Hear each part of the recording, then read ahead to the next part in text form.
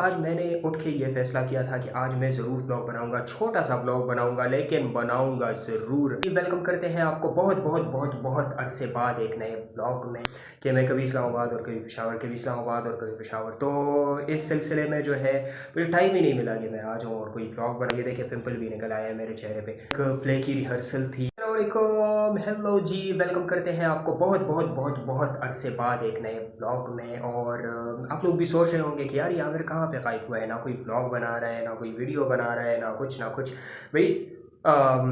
काम काज चूँकि थोड़े से बढ़ गए हैं और थोड़ी सी मसरूफियात बहुत ज़्यादा हो गई है, तो इस वजह से मैं कभी इस्लामाबाद, चूँकि आप लोगों ने मेरे स्टेटसेस देखे होंगे। स्टेटस तो खैर मेरे सिर्फ व्हाट्सएप में जितने लोग ऐड हैं उन्होंने देखे होंगे कि मैं कभी इस्लामाबाद और कभी पेशावर, कभी इस्लामाबाद और कभी पेशावर। तो इस सिलसिले में जो है मुझे टाइम ही नहीं मिला कि मैं आ जाऊँ और कोई ब्लॉग बना लूँ। तो जनाब आज मैंने उठ के ये फैसला किया था कि आज मैं ज़रूर ब्लॉग बनाऊँगा, छोटा सा ब्लॉग बनाऊँगा लेकिन बनाऊँगा ज़रूर। और अपने जितने भी फैंस हैं उनके सामने मैं अपना ये चेहरा दिखाऊंगा। ये देखिए पिंपल भी निकल आया है मेरे चेहरे पे। ये कुछ उसकी वजह से निकल आया है, क्या कहते हैं उसको, वो जो तार से वो नहीं निकालते, ये यहाँ से बाल जो निकालते हैं भाई। कुछ लोगों ने कहा है कि यहाँ से वो बाल निकालते हैं तुम्हारे तार से, तो मैंने कहा चलो निकाल लो। तो जब उन्होंने निकाल लिया मेकअप के दौरान तो ये पिंपल जो है वो वहाँ पर निकल आया। मैंने कहा भी था कि ना निकालें, ये मैं अक्सर उससे करता हूँ ना, मशीन वगैरह लगाता हूँ यहाँ पे, लेकिन चलो अब निकल आया तो अब इसका भी ख्याल रखना पड़ेगा हमें। तो जनाब काम तो ज़रूरी होता है, तो इस वजह से मैं ज़रा कामों में मसरूफ़ हो गया था। और चूँकि महंगाई बहुत बढ़ गई है, तो महंगाई जब बढ़ जाए तो अपनी ज़रूरियात पूरी करने के लिए बंदे को काम काज करना पड़ता है। तो आज मैं गया था, एक प्ले की रिहर्सल थी। वो रिहर्सल करने के बाद मैं आया, गर्मी बहुत ज़्यादा बढ़ गई है भैया, गर्मी बहुत ज़्यादा बढ़ गई है। और इस वजह से जो है मैंने सोचा कि मैं पहले नहा लूँ, फ्रेश हो जाऊँ ठंडे पानी से, और उसके बाद फिर मैं अपने व्यूअर्स के सामने आऊँगा और उनको जो है मैं बताऊँगा कि भाई आप लोग टेंशन ना लें, मैं आऊँगा, मैं व्लॉग्स भी लाऊँगा, मैं वीडियोस भी लाऊँगा। और और भी इंटरटेनमेंट की चीज़ें शायद मैं कल रिहर्सल के दौरान भी दोबारा से ब्लॉग बनाऊँ, क्योंकि आज तो मतलब इमरजेंसी में जाना पड़ा। जैसे ही मैं सुबह उठा तो मुझे मैसेज आया हुआ था कि भाई ये स्क्रिप्ट है और आपने जो है रिहर्सल पर आना है। तो मैंने कहा भाई ठीक है, लेकिन मैं थोड़ा लेट आऊँगा क्योंकि मुझे तभी मैसेज मिला है। तो चला गया, स्क्रिप्ट वगैरह मैंने पढ़ लिया है, करेक्टर वगैरह मैंने देख लिया है। 3 दिन डिफरेंट डेज पर जो है वो पेशावर में हमारे प्लेस होंगे। और it's a kind of awareness for the government projects.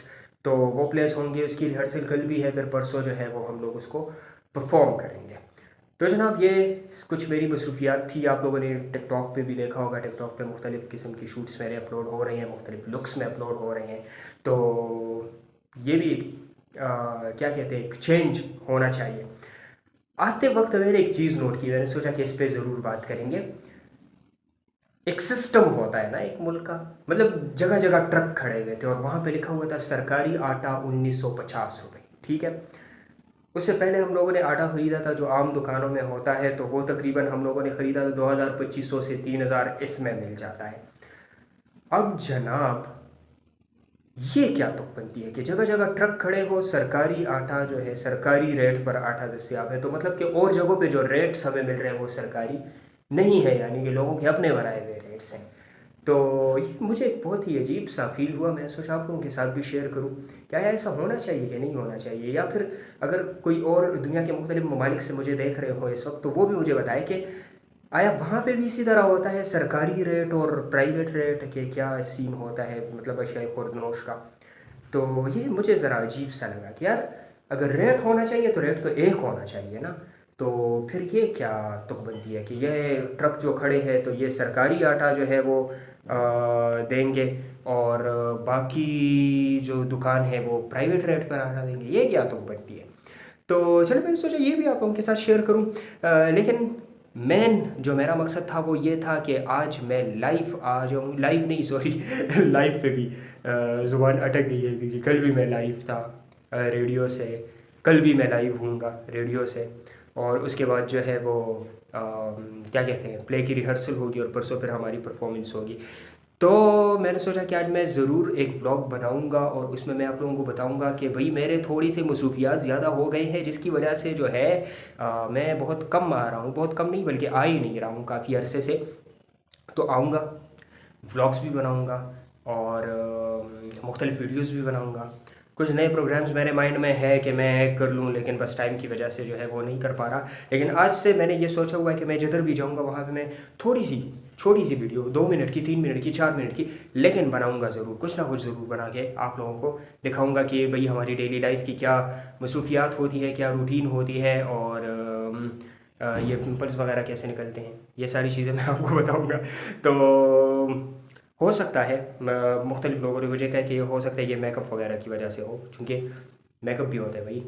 तो उसामा को भी मैंने कहा था, लेकिन वो भी अपने एग्ज़ाम्स में थोड़ा सा बिज़ी था, और वो पास भी हो गया भाई। उनसे ट्रीट मांगो, ट्रीट मांगो, कुछ करो उससे। उसने अभी तक मुझे कुछ खिलाया नहीं है। अच्छा, पास होने की खुशी में पास हो गया भाई सीए में, तो ये तो बहुत बड़ी बात होती है।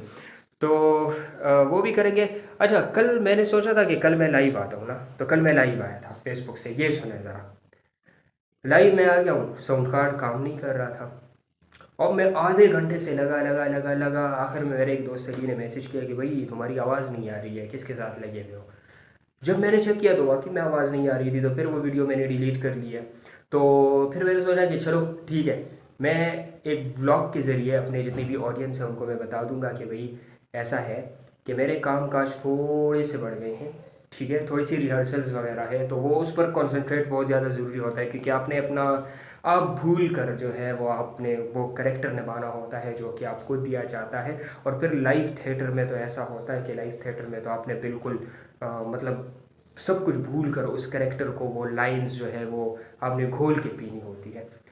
तो यही था कि मैंने सोचा कि मैं आप लोगों को बता दूं कि क्या क्या चल रहा है, और यही कुछ चल रहा है। तो कल मैं कोशिश करूंगा कि कल मैं रिहर्सल के टाइम जो है वो रात के वक्त हम लोग रिहर्सल करेंगे, तो मैं वहाँ पे ब्लॉग बना के फिर आप लोगों के साथ शेयर करूंगा कि भाई हम लोग थिएटर करते कैसे हैं। तो ये उसका एक ट्रेलर आप लोग तस्वुर करें जो अभी मैंने ये ब्लॉग बनाया है, और कल मैं आप लोगों को बताऊंगा कि भाई थिएटर बेसिकली लाइव जो परफॉर्मेंसेस होते हैं वो होते कैसे हैं, उसमें करेक्टराइजेशन कैसे होती है, उसमें सेट्स कैसे लगते हैं, उसमें लाइंस कैसे जो है वो याद किए जाते हैं, और रिहर्सल के दौरान जो है वो मूड को लाइट कैसे रखा जाता है, बोरियत से लोगों को बचाने के लिए, अपने जो आपके हमकार होते हैं उनको बचाने के लिए क्या करना पड़ता है। तो अभी चूंकि मुझे बहुत भूख लगी है, मैंने जाके अपने लिए कॉफ़ी भी बनानी है, खाना भी अभी गर्म करना है, क्योंकि घर पे कोई है नहीं। आई थिंक बाबा जो है वो बाहर गए हुए हैं, उसामा जो है वो यूनिवर्सिटी गए हुए हैं, अभी जो है वो ऑफिस गई हुई है, और मैं आ गया हूँ।